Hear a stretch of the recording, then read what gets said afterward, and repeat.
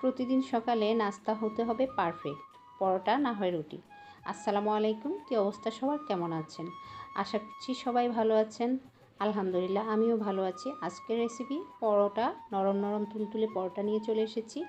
আমি পরোটা যেভাবে বানাই তা শেয়ার করছি। আমি একটু গরম পানি দেই, রুটি যখন আটার ডোটা করি তখন আমি একটু গরম পানি দেই, আর একটু হালকা চিনি আর পরিমাণ মতো লবণ দিয়ে আমি ডোটা সুন্দরভাবে করি, আর কিছুক্ষণ রেস্টে রাখি। তখন আমার পরোটাগুলো খুব তুলতুলে নরম হয় আর মচমচাও হয়। আর এই পরোটা রাত্রে 10টা পর্যন্ত একেবারে নরম তুলতুলে থাকবে।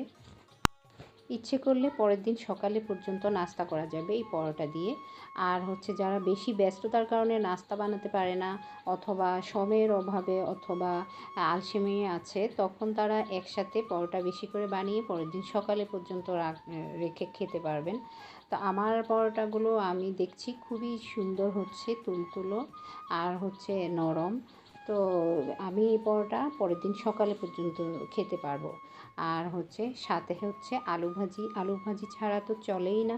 কখনো কখনো মাংসের ঝোল দিয়ে পরোটা খেতে দারুণ লাগে, আর কখনো কখনো আলু ভাজি, সাথে তো চা থাকবেই।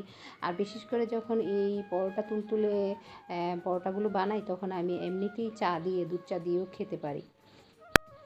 নরম তুলতুলে ফুলকো রুটি বা পরোটা দিয়ে দুধ চা দিয়ে খেতেও কিন্তু দারুণ লাগে। তা আমার পরোটাগুলো দেখতে কেমন হয়েছে জানাবেন। আল্লাহ হাফেজ।